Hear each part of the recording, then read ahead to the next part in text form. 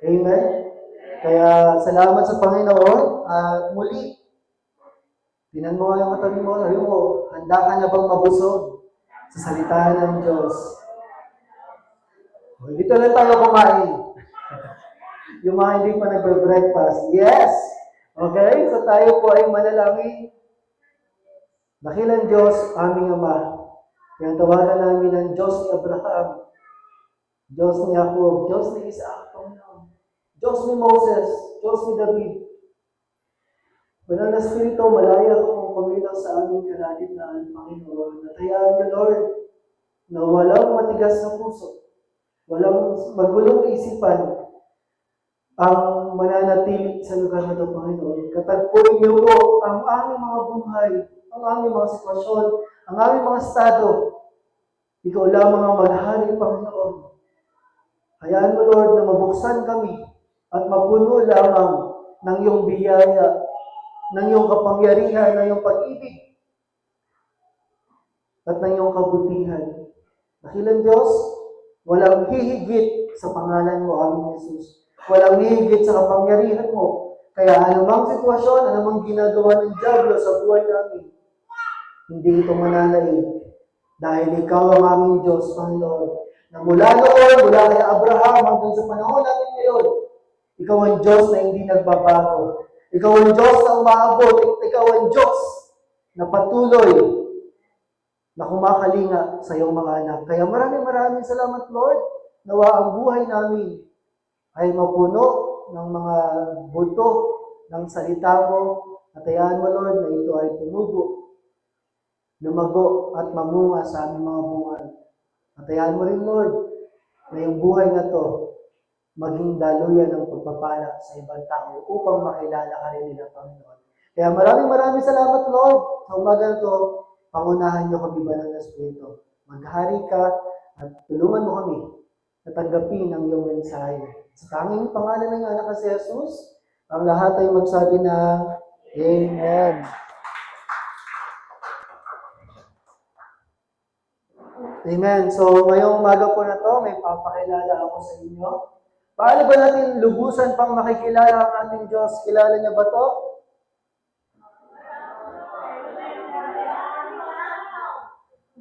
Mali. Ito si Elsa. Bakit natin ito So, sa Himala na movie niya, ang pangalan niya ay si Elsa. Hindi ko nga alam yun. Research ko lang. Dahil hindi ko naman napanood to. Sino ba nakapanood ng movie na to? Hindi ka kasali mo eh. Ako nga, hindi ko napanood. Ikaw pa. Amen? Pag-usapan natin yung famous, iconic line na binanggit dito ni Elsa o ni Nora Honor. Okay? Ano sinabi niya? Bigyan natin. Amen? Walang himala. Ang sabi niya, mamaya na tayo papaliwanag. Si Elsa muna tayo, si Elsa. At alam nyo, bakit binigay ito sa akin ng Panginoon? Dahil sa panahon natin ngayon, hindi lang si Elsa ang nagle-let it go. Mga Gen Z lang nakarelate. Yung panahon natin ngayon, whether they know it or not, alam man nila o hindi, dito sila nabubuhay. Ito yung estado ng kanilang puso. Sa dinami-daming problema, sa dinami-daming sitwasyon, dahil bulag sa katotohanan, malayo sa Panginoon, bulag sa pag-ibig ng Diyos, namumuhay na lang sila sa kanilang sariling sikap, na walang himala. Ang laban ng buhay ko na to, sarili ko lang. Kaya ang problema, hirap na hirap. Amen? Imagine mo yung laban ng mag-isa ka lang. At imagine mo yung laban mo ngayon, nakasama mo ang Diyos. Amen? Kaya kung sa panahon nila, kung sinabi ni Elsa na walang himala sa mga anak ng Diyos, meron kaya o wala? So kung sila may ganon, sabi mo, may himala. Kasi, ibig sabihin, may himala sa nag-iisang Diyos. Amen? May himala sa nag-iisang Diyos. Amen? Wala na, mahina ang convincing power, hindi maniwala. Okay, pag-usapan natin yan. Paano ba natin maunawaan pa? Balikan natin yung sinabi ni Elipas, kung di ako nagkakamali. Dito po sa aklat ng Job, chapter 5, verse 9, ang sabi niya, He performs wonders that cannot be fathomed, miracles that cannot be counted. Sa Tagalog, ang sabi ni Elipas kay Job, na dumadaan sa napakatinding problema, walang ibang binanggit yung kanyang kaibigan, kundi balikan mo yung karakter ng Diyos. Ang sabi niya dyan, na siyang gumagawa ng mga dakilang bagay at hindi maintindihan, hindi kaya i-process ng ating isipan. Kaya nga last Sunday, ang title natin ay, okay, may mga nakaalala. At ngayon naman sabihin, mga kamanghamanghang bagay na hindi mabilang. Ang Diyos natin mula noon hanggang ngayon, patuloy gumagawa ng mga kamanghamanghang bagay o yung tinatawag nating miracles. Amen? Basta may kilos ng Diyos, ito ay kamangha-mangha. Kaya naman ang topic po natin ngayong umaga na to, kung paano pinaalala ni Elipas sa kanyang kaibigan, Job, dumadaan ka sa isang matinding sitwasyon, tingnan mo yung karakter ng Diyos. Balikan mo kung sino ang Diyos na sinasamba mo. Siya yung gumagawa. Amen? Ang Diyos natin, hindi bulag, hindi pipi, hindi bingi. Ang Diyos mo, kumikilos at buhay. Amen? Kaya ang title po natin ngayong umaga na to, Taste and See God, God who works miracles. Lasapin na tingnan ng Diyos, ang ating Diyos na gumagawa ng mga talaga natin andiin doon sa mga himala. Okay? So, sabi nga, ang himala, paano ba natin i-describe yung isang miracle o himala? Ano bang himala? Ang himala ay isang extraordinary event, isang pambihirang pangyayari sa buhay ng isang tao, sa buhay ng minuman, na kung saan it reveals God's power. Ang himala ay nagpapakita ng kapangyarihan ng Diyos. At ito din ang nagpapaalala sa atin na kay Kristo, kay Jesus, all things are possible. Amen? Walang mahirap sa ating Diyos. Walang imposible sa ating Diyos. Mula noon hanggang ngayon, walang makakapigil sa kapangyarihan ng ating Panginoon. Amen? That He is the God who works miracles. Ano bang sabihin sa iyo ng doktor, kapatid? Sukuan ka man ng doktor. Di ba may mga tao sinusukuan ng doktor? Ano sinasabi nila? Pag walang-wala na, ano na lang kailangan? Wala na lang. Even them, they acknowledge, kinikilala nila yung kapangyarihan ng Diyos. Sukuan ka man ng mga espesyalista, sabihin, mahirap na yan. Wala na yan. Diba? Yung mga pinapakita nila, wala na yan, mahirap na yan. Imposible na yan. Pero gusto kong ipaalala sa atin ng Panginoon na sa buhay mo, hindi walang himala, kundi may himalang ginagawa ang Diyos. Amen? Tingin ka sa iyong paligid. Ano yung pinakamatinding ebidensya na may himala ang Diyos? Ayan, tingnan mo yung paligid mo. Iyan ay patunay ng kabutihan at himala ng Diyos. Amen? Kaya tayo nandito ngayon, kaya ka nakaupo, kaya ako nakatayo, dahil lamang sa himala ng Diyos. Dahil sa kapangyarihan ng Diyos. Amen? Yung katabi mo, hindi man yan magkwento, pero ang dami na niyang dinaanan ng mga sitwasyon. Ewan ko lang kay Debdeb kung marami nang dinaanan sa buhay na ito. Pero ikaw ang ebidensya. Kung bakit ka nandito ngayon, kapatid, hindi ito aksidente. Yan ay patunay na ang Diyos ay kumikilos sa buhay natin. may himala sa buhay mo. Amen?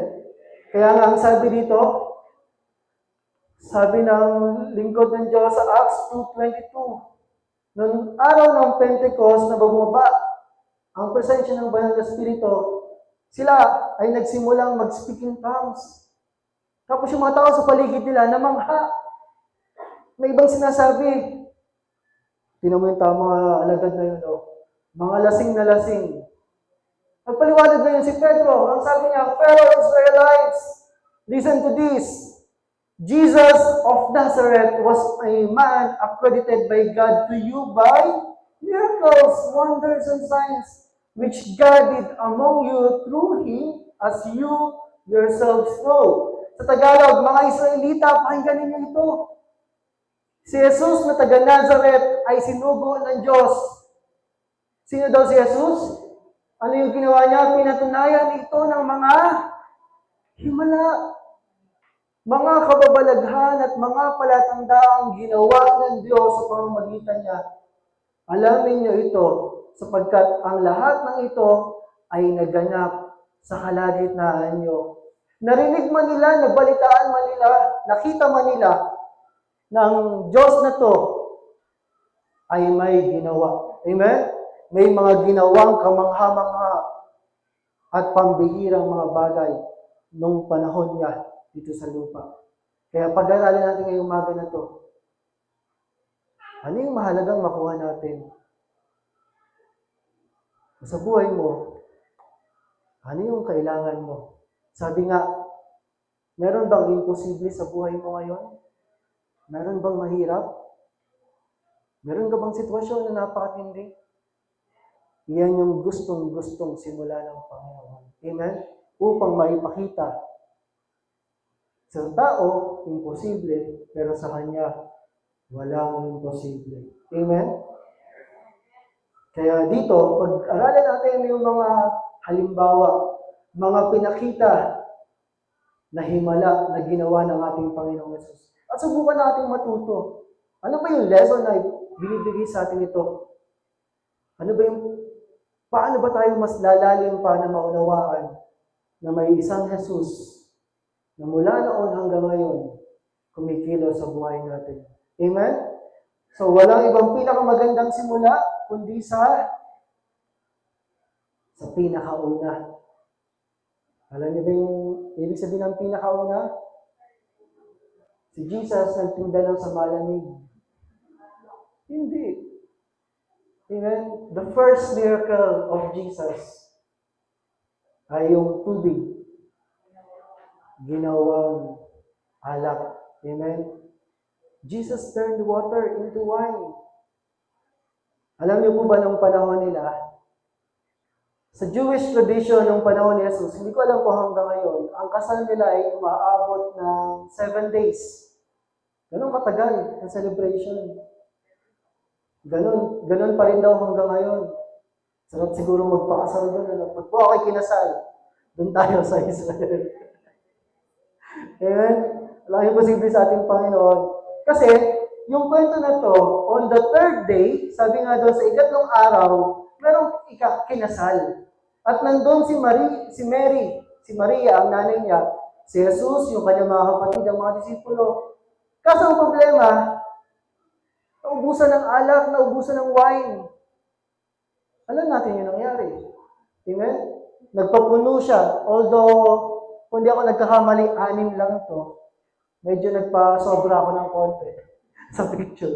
Hindi ko na-control yung si AI. Pero 6 lang. Nagpapuno siya sa malaking mga jar. Sabi nga, punuin niyo ng tubig. Sabi ko, Lord, bakit napakahalaga ng wine?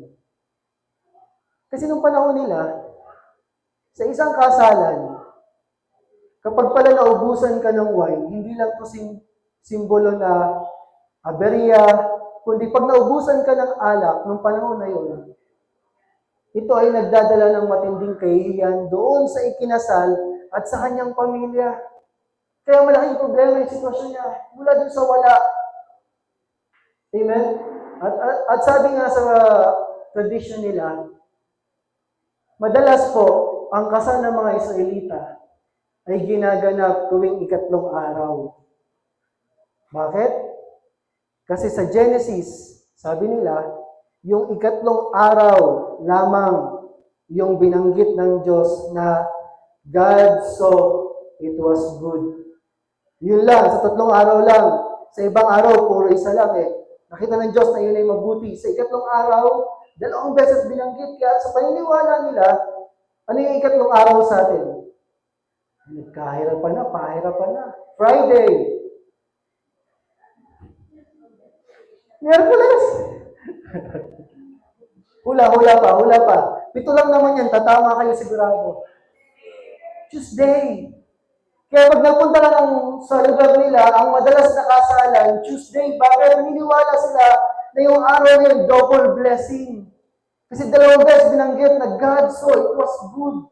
Kaya ganun yung paniniwala na double blessing on Tuesday. Amen? Kaya kung gusto mo, Tuesday, hindi lang Tuesday, araw-araw pinagpala ka ng Diyos. Amen? So, ganun nga po yung nangyari. Ang miracle na to, kung mapapansin natin, mula dun sa wala, mula dun sa dapat kahihiyan ng mag-asawa, ng bagong kasal, makikita natin, yung malalim na konsepto na tinuturo ng ginawa ng Diyos, yung unang miracle. Bakit ito yung? Because it was a miracle na nagpapakita ng blessing, abundance, and transformation. Amen? Anong sabi po dito? Na, sabi niya dyan sa John 2, 7 and 9, 7 to 9, Jesus said to the servants, "Fill the jars with water," so they filled them to the brim. Then he told them, "Now, draw some out and take it to the master of the banquet." They did so. At sa verse 9, "And the master of the banquet tasted the water that had been turned into wine." Ayan na, mga lumalabas na. He did not realize where it had come from, though the servants who had drawn the water knew. Then he called the bridegroom aside. Sa Tagalog, sinabi sa kanila ni Jesus, "Punuin ninyo ng tubig ang mga tapayan." Ano po yung ginawa nila? Kanilang pinano ito hanggang sa labi. Ibig sabihin, sagad na sagad. Sinabi niya sa kanila, "Kumuha kayo ngayon at inyong dalhin sa pinuno ng handaan, yung tagapamahala." At kanilang dinala. Walang tanong-tanong ha. Ngayon, nang matikman ng pinuno ng handaan ang tubig na naging alak, hindi niya alam kung saan ito nanggaling. Subalit nalalaman ng mga lingkod na kumuha ng tubig. Tinawag ng pinuno ng handaan ng lalaking bagong kasal. Kasi yung sabi niya, yung pinuno na to, ang sabi niya doon sa lalaki, sa ibang mga kasalan, yung pinakamatinding wine muna yung inaalok, tapos pagka natapos na yun, doon nila iaalok yung mga mas mura. Pero sabi niya dito sa kasal mo, kung kailan sa huli, doon mo inalok yung pinakamatinding wine. Amen? Ganun din yung buhay natin. Amen? Yung tubig na ginawang alak, when Jesus touch our lives, kapag hindi po ng Diyos ang buhay natin, from ordinary, ginagawa niya yung extraordinary. Amen? Mula dati na punong-puno ng problema, na malungkot, hindi mo alam kung saan pupunta. Kapag nakilala mo si Jesus at nahipo niya yung buhay natin, mula dun sa isang buhay na tagumpay at naglilingkod sa Panginoon na yan, buhay na punong-puno ng kagalakan. Kaya hindi ka basta-basta kapatid. Ikaw yung tubig na naging wine. Diba? Habang lumalapit tayo sa Panginoon, habang tumatagal ka sa pagmamahal kay Jesus, katulad ng isang wine, habang tumatagal, mas sumasarap, nagiging mahal, tumitindi. Amen? Ganyan din yung tawag sa iyo ng Panginoon. Habang tumatagal ka sa Panginoon, mas nagiging masarap ang buhay mo. Amen? Mas nagiging matibay ka sa Panginoon. Mas naglilingkod ka kay Lord. Dahil ikaw ay produkto kung paano pinaranas ng Diyos yung pagbabago ng tubig na naging alak. Amen? Kaya nga sabi po niya doon sa verse 11, ang nangyari ito sa Cana sa Galilea, ang unang himala ni Jesus. Sa pamamagitan, inihayag niya ang kanyang kaluwalhatian at naniwala sa kanya ang mga alagad niya. Doon lamang nila nakita yung unang himala, yung miracle. So God wants us to experience His miracles. Amen? So that we will continue to believe in the God who works miracles. Amen? In the God who does miracles. Walang ibang nais ang Diyos, kundi patuloy mo maranasan yung mga himala niya upang patuloy kang maniwala at patuloy mong ma-realize na ang buhay na to, kailangan natin ng Jesus sa buhay na to. Amen? Kaya kung meron kang hinihintay na himala, huwag kang titigil, kapatid. Amen? Dahil sa kanyang kapanahunan, sa kanyang plano, ang lahat ay magaganap. Ayon sa kanyang mabuting kalooban. So pangalawa, ito, alam niyo rin to mga kapatid, anong pangalawang himala ito? Sabi nga, kung nung panahon ni Jesus, ang kasama niya mga estudyante, baka malamang pinigil siya. Jesus, wag! Magkakaroon kami ng pasok. Number 2 na eh, okay na yan. Maraming gustong mawala si Inday. Pero maraming estudyante nag-aabang kay Inday. Wala kayong pasok, mayroong pasok. Pero sa buhay natin, ang pangalawang himala na ginawa ng ating Panginoong Jesus, Jesus calmed the storm. Amen? Pinatahimik ni Jesus sa bagyo. So ang Panginoong Jesus, siya ay sumakay ng bangka at sumunod sa kanya yung mga disipulo. Sumunod sa kanya yung mga alagad. So, parang tayo. Sa pagsunod mo kay Lord, sumusunod ka ba? Sure. Baka ikaw yung, Jesus, dito muna. Dito tayo. Ako masusunod. Hindi ganun ha. So, sa ating pagsunod sa Diyos, katulad ng naranasan ng mga disipulo, hindi ka exempted sa bagyo ng buhay. Amen? Hindi tayo exempted sa anumang sitwasyon na dadaanan natin. Amen? Hindi porket Kristiyano ka na sumusunod ka na kay Lord, puro magaganda lang mararanasan mo. Bakit? May layunin ng Diyos. May purpose ang Diyos. At dito, nung panahon na yon, nagsimulang bumagyo, si Jesus ano ginagawa? Natutulog. At nag-alarm si Jesus, sabi niya, gigising na lang ako ng 2 a.m. Pag malapit na, siyempre, yung mga kasamahan niya, natakot sila, ginising si Jesus. So may mga panahon din sa buhay natin na nararamdaman natin, Lord, ba't parang hindi kita maramdaman? Pero tandaan natin, katulad ng mga disciples sa verse 25, nilapitan ng mga alagad si Jesus at ginising. Sabi nila, Panginoon, iligtas mo kami, mamamatay na kami. So, katulad po ng sitwasyon ng mga disciples, may mga sitwasyon sa buhay natin na tayo ay dadaan sa bagyo. At katulad nila, baka maranasan mo rin na yung buhay mo mapuno ng takot. Tingnan mo, Jesus, bagyo. Sinong mas pinili nilang tingnan? Sino? Kaya sa panahon na ikaw ay dumadaan sa hindi magandang sitwasyon, always remind yourself, sinong kasama mo, kapatid? Kung yung asawa mo lang, medyo mahirap pa yan eh. Pero lagi mong tandaan, ang Panginoon ay lagi mong kasama. Amen? Ang Diyos ay lagi natin kasama. Kaya, huwag mawala yung focus natin kay Jesus na kayang-kayang pakalmahin ng bagyo mo. Ano man yan, sakit man yan, pamilya man yan, walang ihigit sa pangalan ng ating Panginoong Jesus. At meron akong isang nabasa kong quote. Ang sabi doon, ang pagkakaroon ng Diyos sa buhay natin ay hindi ibig sabihin na ang paglalayag natin sa bangka, ang paglalayag natin sa bangka na to, sa buhay, ay hindi walang bagyo. Amen? Dahil hindi tayo exempted. Ang pagkakaroon ng Diyos sa buhay na to, ibig sabihin lamang na meron kang, yung buhay mo, yung bangka mo, walang bagyong makakapagpalubog niyan. Amen? Kahit gaano kalakas ng bagyo, hindi mapapalubog niya yung buhay mo. Kaya anong sabi po dito?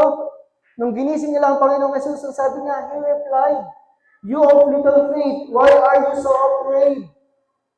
Then he got up and rebuked the winds and the waves, and it was completely calm. The men were amazed and asked, "What kind of man is this? Even the winds and the waves obey him." Sa Tagalog, ngunit sinabi niya sa kanila, "Bakit kayo natatakot? Napaka-liit naman ang inyong." Bumangon siya, pinatigil ang hangin ng mga alon at bumuti ng panahon. Namangha silang lahat at sinabi, ano kayang uri ng tao ito, maging ang hangin at ang lawa ay sumusunod sa kanya. During the time of storm, sabi ni Lord, bakit kayo natatakot? Napakaliit naman ang inyong pananampalataya. Sa panahon na yon, maganda yung ginawa niya, lumapit sila sa Panginoong Jesus, kaya lang yung pananampalataya nila, tulog din. Sa panahon na dumadaan ka sa bagyo, gisingin mo yung pananampalataya, i-activate mo. Amen? Imbes na mag-post ka, mag-notes ka, kawawa naman me, kung na problema, lumapit ka sa Panginoon, manalangin ka, magpuri ka. Amen? At hihin mo yung gabay ng Diyos kung anong dapat mong pinakamainam na gagawin. Activate your faith in time of storm. Amen? And then you will find rest, yung kakaibang kapahingahan sa piling ng ating Panginoon. Sabi nga po, minsan daw, pinapakalma ng Diyos ang bagyo. Pero minsan, hinahayaan ng Diyos na lumakas ang bagyo. Tapos, ang pinapakalma niya ay yung kanyang anak. Amen? Kasi minsan, ikaw ano, aligagang-aligaga takot na takot. Dahil sa pagpapakalma ng Diyos, tatanungin ka niya, nasaan ang iyong pananampalataya? Amen? So that we will experience kung paano pinakalma ng Panginoong Jesus ang bagyo. Number 3, kaya kapag nagagalit ang iyong asawa, humingi ka ng tulong sa Panginoong Jesus. Lord, pakalmahin mo ang bagyo ng paparating. Binigyan na kita ng tip, ha? Depende yan sa'yo kung gagana o. Number 3, isa pa sa himala ng ating Panginoon. Nung panahon niya, sabi ko, Lord, bakit nung time mo, napaka-evident yung mga demon possessed? Napakadami nila. Samantala ngayon, bihira sa atin, makarinig ka na inaalihan ng demonyo, yung sinasapian sa mga eskwelahan, di ba? Dahil sa number 3, pinakita ng Diyos ang kanyang himala kung paano siya nagpalayas ng mga demonyo. Jesus cast out demons. Diba ng panahon ng Panginoong Jesus? Ang daming kwento na kung saan pinalaya niya mula sa inaalihang demonyo. Pinalayas yung demonyo sa mga tao na yan, katulad ni Mary. Ilan yung demonyo ni Mary? 7, 7. Isa nga lang Hirap na hirap ka na 7 pa, dala-dala niya. Pero yung gaanong laya, gaanong sarap sa pakiramdam. Kasi, ito para sa akin to kung paano nagpapamalas ang Diyos ng kapangyarihan, lumalaban din ang pwersa ng dilim para harangan siya. Amen? Lumalaban din at nagpapakitang gilas din ang pwersa ng dilim para pigilan siya. Pero anong nangyari? Nanalo ba sila? Wala. Sa harapan ng Diyos, walang demonyo ang mananatili. Lahat ng to ay pinapalayas niya. Amen? Kaya sabi nga dito sa Matthew 8:16, when evening came, many who were demon-possessed were brought to him, and he drove out the spirits with a word and healed all the sick. Sa Tagalog ng gabing iyon, sa Magandang Balita Biblia, dinala kay Jesus ang maraming sinasapian ng mga demonyo. Sa isang salita lamang. Marami ba? Nakiusap ba si Lord? Wala, sa isang salita lamang. ay pinalayas niya ang masamang spirito at pinagaling ang lahat ng may karamdaman. Pero alam nyo, during the time, evident yung ganong manifestation. Pero nga, para sa akin din to sa panahon natin ngayon, mas matindi ang ginagawa ng diablo. Hindi nga lang kaparehas ng formula na ginamit niya dati. Bakit? Mas lalong, kung may nakita ka diyang sinasapian, mas lalong hindi kakampi sa kanya yung mga tao, sa devil. Pero sa panahon natin ngayon, nag-adjust din yung devil. Bakit? Kasi iba na siya umatake. Marami sa panahon natin ngayon ang kontrolado ng devil sa pamamagitan ng mga Amen? May mga tao, pag nawala ang 500, nag-aalala na siya. Pero pag nawala yung kanyang charger, o nawala ang kanyang cellphone sa tabi niya, paggising sa umaga, anong hinahanap? Bago matulog, anong hinahanap? Amen? Iba-ibang kaparaanan ang ginagawa ng diablo ngayon. Isa nga sa problema ng mga kabataan ngayon, at maraming tao, excuse me dito isa ako sa nahihirapan sa pag-awat sa vape sa mga kabataan ngayon. Kasi yung vape, nakaka-addict, katulad ng Yossi. Sa bansang Singapore, ban ang vape. Alam nila kung gaano katindi ang vape. Mas matuling yung epekto kumpara sa sigarilyo. Mas madali kang ma-ospital kumpara sa sigarilyo. Parehas na masama, pero yung vape, hinarang na nila sa Singapore. At ngayon, kahit murang edad, kahit bawal, nakakabili ng vape. Kaya sama-sama tayo sa panalangin. Dahil hindi yung laban ngayon. Diba? Bukod sa kabataan, may mga tao, lugmok sa problema, lugmok sa bisyo, lugmok sa mga sitwasyon, hawak-hawak ng diablo ang kanilang mga buhay. Pero katulad nga nito sa Matthew 8:16, mula noon hanggang ngayon, ang Diyos natin ay hindi nagbabago. Yung mga taong puno ng takot at alalahanin, yung mga tao na pinapahirapan ng demonyo, pinapalaya ng Panginoon. Amen? Walang mahirap at walang imposible sa ating Diyos. Mula noon hanggang ngayon, patuloy siya nagpapalaya sa gapos ng diablo. Kaya kung meron kang sitwasyon, kapatid, tandaan mo, sabi nga ng John 8:36, kung ikaw ay pinalaya ng anak, if the Son sets you free, you are free indeed. Ikaw nga ay tunay ng malaya. Amen?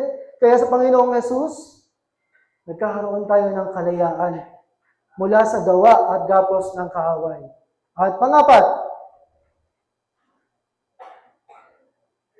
isa sa marami ding ginawa ng Panginoong Yesus ay number 4, Jesus healed many sick people.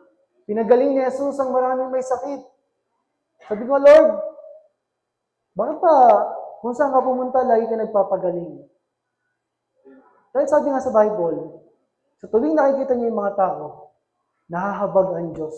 Amen? Nahahabag ang Diyos sa kanyang anak, sa kanyang mga nilalang na dumadaan sa pagdurusa ng sakit. Kaya huwag mong isipin na yung sakit mo, nag-e-enjoy si Lord na meron ka niyan. Hindi. Amen? May purpose ang Diyos at meron tamang timing ang Diyos. Amen? Ito na nag-amen. Amen? At pinapakita sa atin ng Diyos na higit sa anumang sakit, higit pa rin yung kanyang pangalan. Higit pa rin ang kanyang kapangyarihan. At sa kanya, merong kagalingan. Ang sabi nga po dito ng salita ng Diyos in Matthew 15:30, Great crowds came to him, bringing the lame, the blind, the crippled, the mute, and many others, and laid them at his feet. And he, mula sa kayaman ng kanyang puso, he healed them.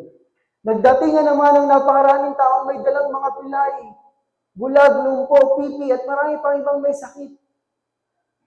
Kung ano man yung sakit mo, bilang mo na yan dito, at claim mo na rin to, na may kagalingan sa pangalan natin Panginoon Jesus. Nila ito sa paanan ni Jesus, at sila'y pinagaling niya. Sabi nga, not every wound is visible. Hindi lahat ng sugat ay nakikita. Amen? May mga sugat na hindi nakikita. But in the eyes of God, walang invisible sa Kanya.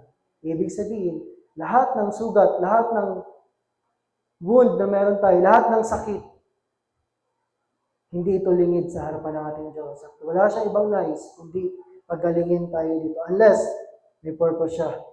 Pero tandaan po natin mga kapatid, alala niyo yung 10 ketongin? Amen? 10 ketongin, pinagaling lahat ng Diyos, ilan ang bumalik? Amen? Katulad ba tayo ng siyam na pag nakuha natin yung gusto natin sa Panginoon, mabay na Lord. Pero kapag nakaranas ka ng kagalingan, katulad ka ba ng isa na babalik at magpapasalamat sa Panginoon? Amen? Na tayo, nakakaranas ng kanyang kagalingan, ay magpapatuloy at maglilingkod sa Kanya. Amen? So ano ka? Yung siyam o yung isa? At panglima, ito, kilala niyo siguro to. Amen. Panglimang himala ng Diyos na kung saan Jesus raised the dead tulad ni Lazaro. Binuhay ni Jesus sa mga patay. Hindi lang isang beses, kundi ilang beses. Sabi nga, pag ang pagpatay na pinag-usapan, ibig sabihin, wala na. Tapos na laban. Amen? Sagad na. Wala na patay na Wala na magagawa doon. Pero pinakita ng Diyos kung gaano katindi yung kanyang kapangyarihan. Na kung sa paningin ng tao, ito ay tapos na. Sa paningin ng Diyos, ito ay bagong simula ng kanyang kagilagilalas na mga gawa. Pinakita niya sa atin dito, kung baka sabi ko, Lord, bakit ka nga ba bumubuhay din ng patay? Dahil tutuparin niya yung mga nakasulat sa propesiya patungkol sa Kanya. Tinupad niya yung nasa sulat sa kautusan. Pinakilala din niya yung Kanyang divine identity, kung sino nga ba siya. Na siya yung Mesiyas, tagapagligtas.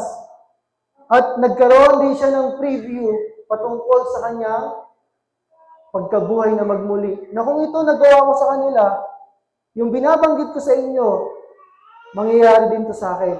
At panguli, para mapapurihan ng Diyos. So sa kwento ni Lazarus, mabubuhay din si Lazarus. Wait mo lang, okay? Ilang araw nang patay si Lazarus, yung patay ang Panginoong Jesus? Ayun na isa, yung isa naman. Okay? Nung panahon na dumating ang Panginoong Jesus, 4 na araw nang nasa libingan si Lazarus. Sabi nga po dito, when he had said this, kinausap niya si Martha, kinausap niya si Mary, at pumunta sila sa libingan. Ang sabi niya dyan, when he had said this, Jesus called in a loud voice. Bago siya humarap dito, nagpasalamat muna siya sa Panginoon at nalangin. The dead Lazarus come out. The dead man came out, his hands and feet wrapped with strips of linen and a cloth around his face. Jesus said to them, take off the grave clothes and let him go. Sa Tagalog, ano pong sabi? Pagkasabi nito ay sumigaw siya, Lazaro! Lumabas ka! Lumabas nga si Lazaro na nababalot ng telang panlibing ang mga kamay at paa. May nakabalot ding tela sa mukha niya. Inutos ni Jesus sa kanila, kalaganin niyo siya at nang makalakad siya. Itong Lazaro na patay, na iniiyakan ni Mary at ni Martha, ay nakaranas ng kanilang himala. Amen? Na minsan sa buhay natin, yung mga iniiyakan natin, anong iniiyakan mo, kapatid? Anong huling iniiyak mo kay Lord? Natingin mo parang patay na, parang imposible, parang sobrang hirap. Kayang-kayang baguhin ng Diyos yung kwento. Amen? Lord, mukhang imposible to eh. Pero kung paano si Lazarus, sabi nga nila Lord, kung nandito ka lang, hindi sana namatay yung Panginoong Jesus. Bakit? Hindi ba niya kaya? Kasi ganun yung mindset nila. Pag patay na, wala na. Pero pinakita ng Diyos ang kanyang kapangyarihan na kahit ang patay, kayang-kaya niyang buhayin. Ano pa kaya yung sitwasyon mo, kapatid? Amen? Mukha man niyang patay, pero buhay, buhay, buhay sa paningin ng Diyos. Amen? Nakita na ng Diyos. Kaya nga, katulad ng sinabi niya, manampalataya ka at nang maranasan mo ang himala ng muling pagkabuhay. Amen? Manampalataya tayo patuloy. Huwag tayong titigil. Kahit na hirap ka na sa sitwasyon, tandaan mo, isang araw, mababago ang kwento ng buhay mo. Amen? At panghuli, extra. Ibigyan ko kayo ng extra. Bonus.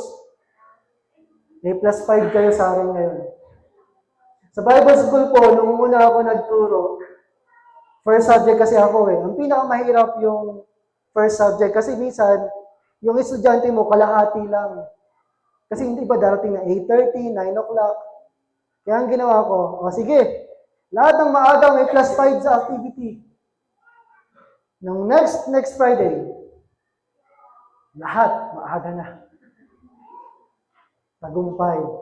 Amen? Sabi nga dito sa panghuli, ang himala na pinakita sa atin ng Diyos, ng Panginoong Jesus, yung buhay niya. Sorry, nawala yung butas. May butas to nawala. Hindi ko alam kung saan napunta. Lalagay ko lang mamaya. Ano ibig sabihin pag may butas na to? Napako na. Amen? Pinapakita sa atin ng Panginoong Jesus yung pinakamatinding laban sa buhay.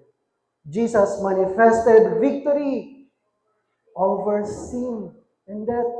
Pinakita ni Jesus ang tagumpay laban sa kasalanan at kamatayan. Amen? Ito yung pinakamatinding laban, yung kasalanan at kamatayan.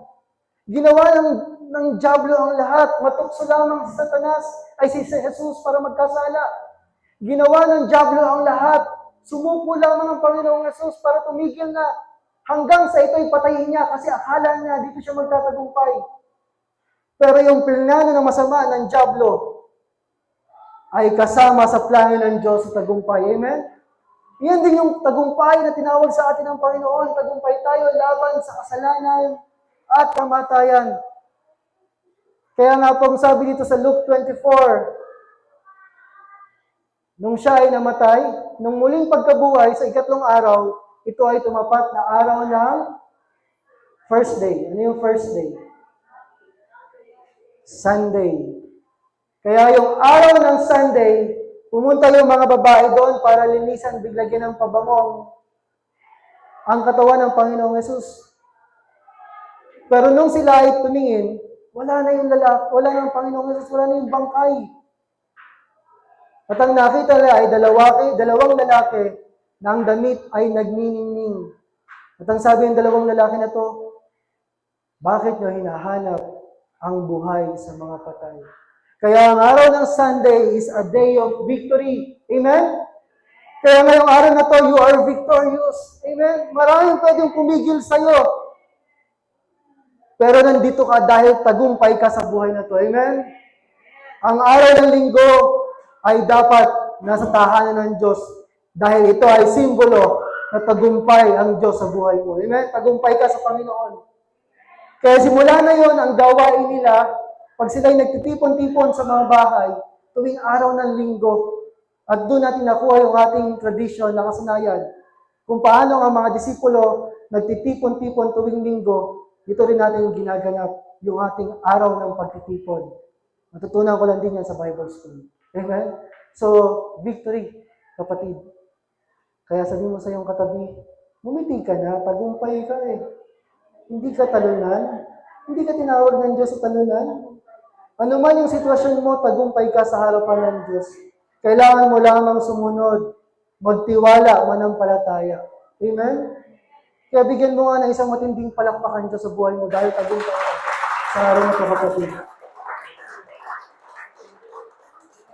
Kaya ang sabi daw sa Luke 24:6-7, ang sabi ng mga dalawang lalaki, mga anghel, He is not here. He has risen. Remember how He told you while He was still with you in Galilee. The Son of Man must be delivered over to the hands of sinners, be crucified, and on the third day, be raised again. Sa Tagalog, ano pong sabi? Wala siya rito. Siya ay muling nabuhay. Alalahanin ninyo, sinabi niya sa inyo noong nasa Galilea pa siya, ang anak ng tao ay kailangan ipagkanulo sa mga makasalanan at ipako sa krus. At sa ikatlong araw ay muling. Amen? Kung paanong sa laban ng Diyos, siya ay naging tagumpay. Ganon ka din tinatawag ng Diyos sa katagumpayan. Amen? Kasalanan man yan, kamatayan man yan, problema man yan, sakit man yan. Tayo ay tagumpay sa mga nananampalataya, nagtitiwala, at patuloy na sumusunod sa Panginoon. Amen? At patuloy na naglilingkod. Kaya, tagumpay ka kapatid sa paningin ng Diyos. Amen? Kaya, ito ang mga himala. Ilan lang sa mga himala na makikita natin sa salita ng Diyos. Sabi nga doon, hindi na nasulat lahat ng ginawa ng Panginoong Yesus, hindi kaya nasulat sa Bible. Marami pa siyang ginawa na hindi nakalagay sa Bible, na mga kamangha-mangha at mga himala. So sa araw na to, tanggapin mo ang iyong himala kung ano man yan sa Panginoon. Recount natin, the God who works miracles, ang Diyos na gumagawa ng mga mahina na yata. Ayun! Bakit sa buhay ganun talaga? Kailangan nilalaban mo yung pananampalataya mo. Amen? Kailangan dinideklara mo yung tagumpay. Huwag ka basta-basta magpabulong sa kaaway mo, mahirap kayo, wala nang pag-asa. Ideklara mo, tagumpay ako dahil sa Panginoon. Amen? Dahil sa himala ng Diyos. Sabi nga po dito, number 1, ang unang himala, Jesus turned water into wine.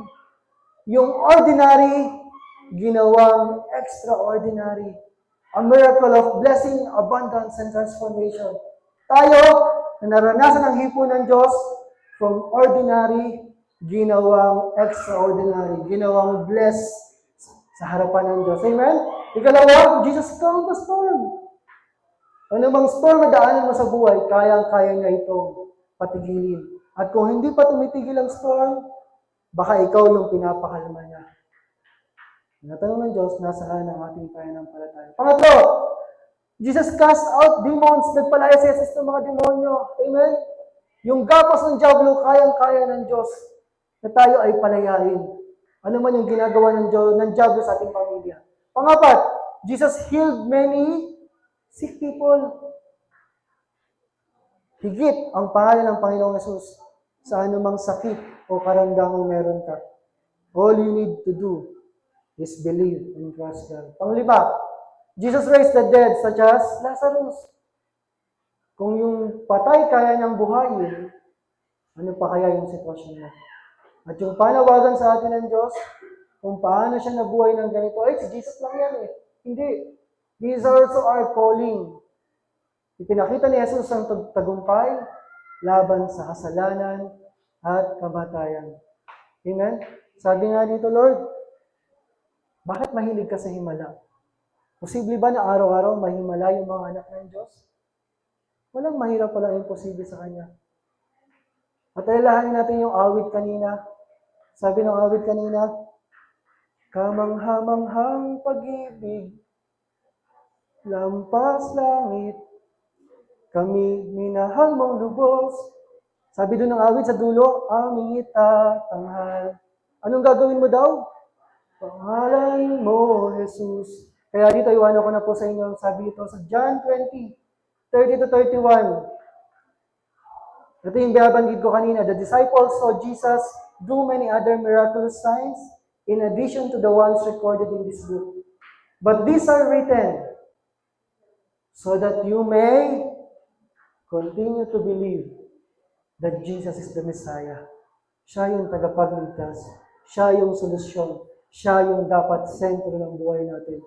That by believing in Him, you will have life by the power of His name. Sa Tagalog, marami pang ibang himala na ginawa si Jesus sa harap ng kanyang mga alagad na hindi naisulat sa aklat na ito. Subalit, ang mga ito ay sinulat upang ikaw at ako ay sumampalataya na si Jesus ang Kristo, ang anak ng Diyos. At sa inyong pagsampalataya, kayo ay magkaroon ng buhay.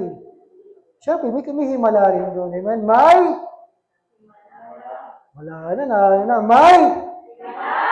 Lalaban mo. Nawala na yung himala. Kayo ay magkaroon ng buhay sa pamamagitan ng kanyang pangalan. Kaya nga, there is power in the name of Jesus. Amen? Kaya sa umaga na ito, tanggapin mo ang iyong himala. He is working and He is doing great things in your life. Kaya ngayon, may natunan po ba tayo na umaga na ito? Palakpahan nga po natin ating Panginoon. At tayo po ay tutungo na sa ating tithes and offering. Pangunahan po tayo kung sino ba nang tatayo.